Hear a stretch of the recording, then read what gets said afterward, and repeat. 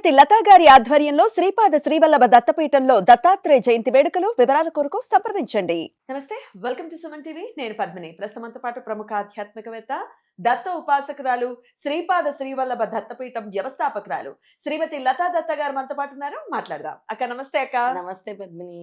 అక్క, మార్గశిర మాసంలో ఉన్నాము. మార్గశిర మాసం చాలా చాలా పవిత్రమైన మాసం అని ఖచ్చితంగా చెప్పుకోవచ్చు. ధనుర్మాసం కూడా, అంటే 15 రోజుల తర్వాత ధనుర్మాసం కూడా మొదలవుతుంది. ఎప్పుడైతే సూర్యుడు ధనుసు రాశిలోకి వెళ్తాడో ధనుర్మాసం కూడా అంటే ఆ సమయం మకర సంక్రమణం జరిగే వరకు కూడా చాలా అత్యద్భుతమైన డివైన్ పవర్ ఉండేటటువంటి రోజులుగా చెప్తూ ఉంటారు. లక్ష్మీదేవికి అత్యంత ప్రియమైనటువంటి మాసం అని చెప్తారు. ఎందుకంటే మృగశిర నక్షత్రం సీతాదేవి నక్షత్రం అని కూడా అంటూ ఉంటారు. అవును, మరి ఈ మాసం పౌర్ణమికి మృగశిర నక్షత్రం ఉంటుంది కాబట్టి. సరే, మరి ఈ మార్గశిర మాసంలో అమ్మవారి ప్రీతి కొరకు, లక్ష్మి అనుగ్రహం కొరకు ఏదైనా విధి విధానాలను పాటించే ప్రక్రియ ఏదైనా ఉందా? చెప్తారా ప్రేక్షకులకి? తప్పకుండా చెప్తాను పద్మిని. మార్గశీర్ష మాసము దత్తాత్రేయ స్వామికి ఎంత ప్రీతో. దత్తాత్రేయ స్వామిని అనఘాలక్ష్మి అంటాం, అనఘా స్వామి అంటాం. అలా అనఘా స్వామి కాంబినేషన్ ఎవరు? అనఘాలక్ష్మి. అలా స్వామికి ప్రీతికరమైన మాసమే అమ్మవారికి కూడా ప్రీతికరం, అనఘాలక్ష్మికి. ఎవరైతే ఈ మార్గశీర్ష మాసంలో అనఘాలక్ష్మిని పూజిస్తారో 18 రోజుల అనఘాలక్ష్మి పూజ అని ఉంటుంది. ఇప్పటి నుంచి మొదలు పెట్టుకోవాలి. అయితే పౌర్ణమి నుంచి, లేదా మాకు డేట్ ఇలా ప్రాబ్లం అంటే అష్టమి నుంచి, శుక్లాష్టమి. దత్త జయంతి అయిపోయిన నెక్స్ట్ డిసెంబర్ 12 అష్టమి వస్తుంది. దత్త జయంతి అయిపోయింది అయితే బహుళాష్టమి. దత్త జయంతి అయిపోయిన అష్టమి. దత్త జయంతికి పౌర్ణమి రోజు ఉంది కాబట్టి ఆ రోజు కుదరని పక్షంలో బహుళాష్టమికి చేసుకోవాలి. అయితే దత్త జయంతి రోజు మొదలు పెట్టుకున్నా అక్కడి నుంచి 18 రోజులు ఉంటాయి. అష్టమి రోజు మొదలు పెట్టుకున్నా అక్కడి నుంచి 18 రోజులు ఉంటాయి. ముందు వాళ్ళు శుభ్రంగా దేవుడి గది శుభ్రం చేసుకోవాలి. ఒక పీట ఏర్పరచుకోవాలి. పసుపు రంగు వస్త్రం వేయాలి. అనగా స్వామి అనఘాలక్ష్మి పటాన్ని పెట్టుకోవాలి. గణపతిని పెట్టుకోవాలి. గణపతి పూజ చేయాలి. మొదటి రోజు, ప్రారంభం రోజు గణపతికి ఇష్టమైన ఉండ్రాళ్ళు కానీ, లేదా బెల్లంతో చేసిన ఏదైనా నైవేద్యం, ఇప్పుడు మనము హారదేం చేస్తాము, పాల తాలికలం చేస్తాం, అలాంటిదైనా కూడా గణపతికి పెట్టుకోవచ్చు. అలాగే అమ్మవారికి చక్కెర పొంగలి చేసుకుంటాం అన్నమాట. ఫస్ట్ డే నైవేద్యం అంతా సిద్ధం చేసుకొని షోడశోపచార పూజ చేసుకొని దత్తాత్రేయ స్వామి పూజా విధానం ముందుగా చేసుకొని అయ్యవారికి చేస్తేనే అమ్మవారు పూజ స్వీకరిస్తారు. తర్వాత అమ్మవారికి అయ్యవారికి సంబంధించిన అనఘాలక్ష్మి స్తోత్రము, తర్వాత అనఘాస్వామి అష్టోత్తరము, ఈ రెండు కూడా చేసుకోవాల్సి ఉంటుంది. అయితే 18 పసుపు కొమ్ములు రెడీ చేసుకోవాలి. 18 పసుపు కొమ్ములు, 18 డేస్ పూజ. ముందు రోజు ఇలా పూజా విధానం రెడీ చేసుకోవాలి. దాంతో పాటు గడపని శుభ్రం చేసుకోవాలి, గడప పూజ చేసుకోవాలి. లక్ష్మీదేవికి గడప ప్రధానము. గడప కలకల్లాడుతూ ఉండాలి. రాగి చెంబు తీసుకోవాలి, దానికి గంధం రాయాలి, కుంకుమ రాయాలి, అందులో నీళ్లు వేయాలి, పసుపు కుంకుమ అక్షింతలు, చక్కటి పుష్పం పెట్టాలి, గుమ్మం తలతల్లాడుతూ ఉండాలి. అంటే లక్ష్మీ కళ ఉట్టిపడాలి. పూజ చేసేటప్పుడు లక్ష్మీదేవిని స్వాగతం పలుకుతున్నాం.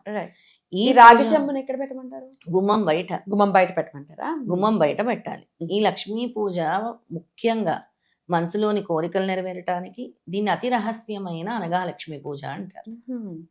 అతి రహస్యమైన అనఘాలక్ష్మి పూజ. అయితే ఈ అనఘాలక్ష్మి పూజ చేయాలంటే ముందు సంకల్పం గట్టిగా ఉండాలి. తర్వాత ఆర్థిక పరంగా ఎదుగుదలకి, మనసులోని కోరికలు తీరడానికి, అదృష్టం కలిసి రావటానికి కూడా ఈ పూజ చేసుకుంటారు లక్ష్మీ అమ్మవారి అనుగ్రహం కోసం.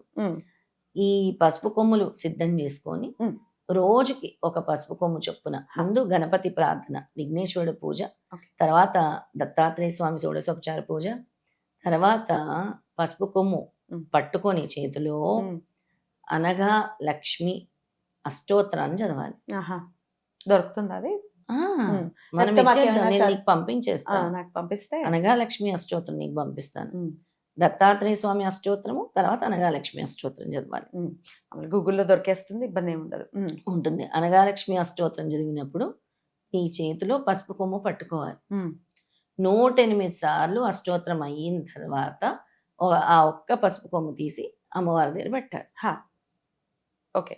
తర్వాత నువ్వు లేదంటే పసుపు కొమ్ము ఇలా పట్టుకొని మళ్ళీ కావాలంటే రోజు కుంకుమ పూజ కూడా చేసుకోవచ్చు. ఓకే. ఇది పసుపు కొమ్ములతో చేసే ఆరాధన కాబట్టి పసుపు కొమ్ముతోనే చెప్తున్నాను నేను. ఓకే. ఆ ఒక్కరోజు పసుపు కొమ్ము పెట్టాలి. మళ్ళీ సేమ్ సెకండ్ డే మళ్ళీ ఇంకో పసుపు కొమ్ము తీసుకోవాలి, 108 సార్లు చదవాలి. ఇప్పుడు అక్కడ మళ్ళీ అక్కడ పెట్టేయాలి. అనఘాస్వామి అష్టోత్తరం చదివేస్తాము, దాని తర్వాత అనఘాలక్ష్మి కూడా చదివేస్తాం, ఆ తర్వాత పెడతాం. ఆ తర్వాత పసుపు కొమ్ము పెడతాం. ఓకే. ఇలా 18 డేస్ చేయాలి. ఆ. రెండో రోజు, మూడో రోజు, రోజుకొక నాలుగో రోజు పర్యాయం. చేయాలి. ఉమ్. చేసేసిన తర్వాత వీటన్నిటినీ కూడా 18 రోజులు అయిపోతుంది, కంప్లీట్ అయిపోతుంది. దీనికి ప్రధానంగా జ్యోతి వెలిగించాలి 18 రోజులు కూడా. అఖండమా? అఖండం ఎప్పుడైనా కంపల్సరీ. ఇదైంది అనుకోండి, కొండెక్కింది అనుకోండి, భయపడిపోతారు. అలా ఘనం అవ్వదు, అసలు చేస్తారు. లేదా నిత్య దీపారాధన అయినా చేసుకోవచ్చు. మాకు అనుకూలించట్లేదంటే భయంగా ఉంది మాకు, ఉదయము సాయంత్రం చేసుకోండి దీపారాధన. అఖండ జ్యోతి పెట్టుకోగలిగిన వాళ్ళు ధైర్యముగా పెట్టుకోగలం మేము అఖండ జ్యోతి అంటే అఖండ జ్యోతి పెట్టుకోండి. లేదమ్మా మాకు భయము అనుకున్న వాళ్ళు ఉదయం సాయంత్రం కూడా, ఎందుకంటే మనం మార్నింగ్ పెట్టిన దీపం ఒక్కోసారి సాయంత్రం వరకు ఉంటుంది. అవును, మళ్ళీ సాయంత్రం పెట్టింది తెల్లవారి వరకు ఉంటుంది. అలా మా ఇంట్లో అయితే అలాగే ఉంటుంది. నిత్య దీపం అలాగే ఉంటుంది ఎక్కువ. అయినా నిత్య దీపం పెడతాం. పీఠంలో అయితే 24 గంటలు వెలుగుతూనే ఉంటుంది. నిత్య దీపం ఉంటుంది అనమాట. ఆ విధంగా దీపారాధన ఆవు నెయ్యితో చేయాలి. కంపల్సరీ ఆవు నెయ్యి గుర్తుపెట్టుకోండి. కింద తమలపాకులు వేయండి, మట్టి ప్రమిది వేయండి, పెట్టండి. మట్టి ప్రమిది లేకపోతే ఇత్తడి దాంట్లో కూడా వెలిగించుకుంటున్నారు, అందులో అయినా వెలిగించుకోండి. దీపారాధన ముఖ్యమైనది. అలా 18 డేస్ చేయండి. చేసిన తర్వాత ఆ పసుపు కొమ్ముల్ని తీసి చక్కగా ఈ పసుపు వస్త్రంలో చుట్టి మీరు బీరువాలో పెట్టుకోండి. ఇది అష్టమి రోజు మొదలు పెట్టమన్నారు, మరి ఏ సమయంలో చేయమంటారు దీన్ని? ఉదయం పూట చేస్తే మంచిది, లేదు మేము ప్రదోష కాలంలో చేసుకుంటామన్నా మంచిది. లక్ష్మీ పూజ చాలా మంచిది అనమాట. ప్రదోష కాలంలో కూడా చక్కగా ప్రదోష కాలంలో కూడా చేసుకోవచ్చు. ఓకే. సో ప్రతిరోజు ఈ 18 రోజులు కూడా తలస్నానం చెయ్యాలా? అవసరం లేదు పద్మిని, మొదటి రోజు చేస్తే చాలు. ఓకే. మిగతా రోజులంతా మీరు అంటే ఓపిక ఉండి చేసుకోవాలనుకున్న వాళ్ళు చేసుకోవచ్చు, తప్పకుండా. లేదు మేము చేయలేమన్న వాళ్ళు తల మీద నీళ్ళు చల్లుకోండి, పవిత్రోవా అని చక్కగా. లేకపోతే అది కూడా రాకపోతే పుండరీకాక్ష అనుకున్నా చాలు. అలా వేసుకొని ఈ లక్ష్మీ పూజ, అనఘాలక్ష్మి పూజ ఎవరైతే భక్తి శ్రద్ధలతో చేస్తారో అనఘాలక్ష్మి అభయహస్తం ఇస్తుంది. ఇది స్త్రీలు మాత్రమే చేయాలి, పురుషులు చేయకూడదు. ఇది ప్రత్యేకంగా స్త్రీల కోసమే చెప్పబడిన అనఘాలక్ష్మి పూజ. ప్రసాదాలు ఏమైనా పెట్టాలా ప్రతిరోజు? ప్రతిరోజు అవసరం లేదు. ఫస్ట్ డే మన గురువారం శుక్రవారాలు వస్తే నీకు ఏమైనా చేయాలనిపిస్తే పొంగల్ లాంటిది, కట్టె పొంగల్ లాంటిది అలాంటివి పెట్టుకోవచ్చు. కేసరి పెట్టుకోవచ్చు, దానిమ్మ పండు పెట్టుకోవచ్చు, ఏమీ లేకపోతే పాలు తేనె పెట్టుకోవచ్చు. అలా స్త్రీలే చెయ్యాలి అంటున్నారు కాబట్టి పూర్వ సువాసనలు చెయ్యొచ్చా? పూర్వ సువాసనలు కూడా చేయొచ్చు, హాయిగా చేసుకోవచ్చు. భర్త లేరండి చెయ్యొచ్చా మేము అని కొంతమంది క్వశ్చన్స్ అడిగితే ఎందుకు ఇలా అడుగుతున్నారు అని అనిపిస్తుంది. పూజలు చేసుకోవచ్చు, ఎవరు చెప్పారు చేసుకోకూడదని? లక్ష్మీదేవి అందరికీ కావాలి అనుగ్రహం, అంతే కదా. సుమంగళీలు ఏ చేయాలని ఎక్కడా లేదు, చక్కగా చేసుకోవచ్చు. రైట్. అలాగే అక్క, సూతకంలో ఉన్న వాళ్ళు చేయొచ్చా దీన్ని? సూతకంలో ఉన్న వాళ్ళు చేయకూడదు. కర్మ చేసిన వాళ్ళు ఆబ్వియస్ గా చేయకూడదు కాబట్టి నెక్స్ట్ చేసుకోవచ్చు, ఎప్పుడైనా చేసుకోవచ్చు. కాకపోతే ఈ మాసము అత్యంత శక్తివంతమైన మాసం. నేను ఇన్ని రోజులు చెప్పలేదు, ఇప్పుడు ఎందుకు చెప్తున్నాను అని అంటే, అయ్యవారు ఎప్పుడైతే ఆయన జన్మదినం వస్తుందో అమ్మవారు కూడా సంతృష్టి చెందుతారు, తొందరగా కోరికలు నెరవేరేలా చేస్తారు. ముఖ్యంగా మార్గశీర్ష మాసము మనకి కనక మహాలక్ష్మిలో అత్యద్భుతంగా చేస్తారు. కనక మహాలక్ష్మి వైజాగ్ లో అసలు ఒకసారి నాకు అమ్మవారు అవకాశం ఇచ్చారు, బిందెలతో పోసాను పసుపు నీళ్ళు నా చేతితో, బిందెలతో. అమ్మవారు అలాంటి అనుగ్రహము నాకు ఈ జన్మకి ఇచ్చారనిపిస్తుంది. అలా అన్ని రకాలు కూడా అభిషేకాలు నా చేతితో బిందెలతో పోయటం జరిగింది. ఆ మార్గశీర్ష మాసం ముఖ్యంగా మహాలక్ష్మీదేవిని పూజిస్తారు కాబట్టి మహాలక్ష్మి కావాలనుకున్న ప్రతి ఒక్కరూ కూడా, అసలు ఎవరైనా సరే మహాలక్ష్మి వద్దు అన్న వాళ్ళు ఉంటారు.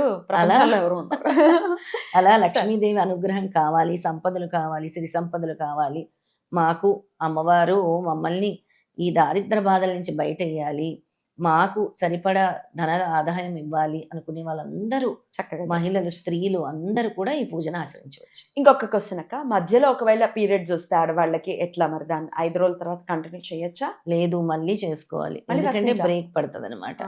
ఎందుకంటే 18 డేస్ కరెక్ట్ గా చూసుకోండి. మీకు పీరియడ్ అయిపోయిన తర్వాత, ఇప్పుడు అలాగే లేదు, ఇప్పుడు పీసీఓడి ఉన్న వాళ్ళకి ఎప్పుడు వస్తుందో కూడా తెలియదు. వాళ్ళ పరిస్థితి పీసీఓడి యాక్చువల్ గా కౌంట్ లోకి రాదు. అంటే పది రోజులకు వచ్చేది అది కౌంటర్ అది. ఫస్ట్ నీకు నెల వచ్చే 5 రోజులు మాత్రమే లెక్క ఉంటుంది. ఓకే. అయినప్పటికీ మధ్యలో మాత్రం ఆగకూడదు అని చెప్తున్నారు. అవును. దాన్ని బట్టి ప్లాన్ చేసుకోండి. మరి ఒకవేళ 18 డేస్ అంటే కొంతమందికి 21 డేస్ తర్వాతే వచ్చేస్తుంది, 20 డేస్.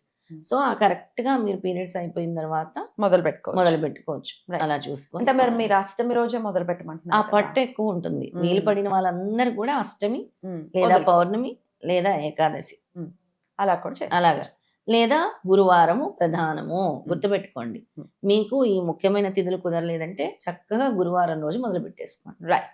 అద్భుతం అక్క. చాలా చక్కగా తెలియజేశారు. Thank you so very much. నమస్తే అక్క. నమస్తే.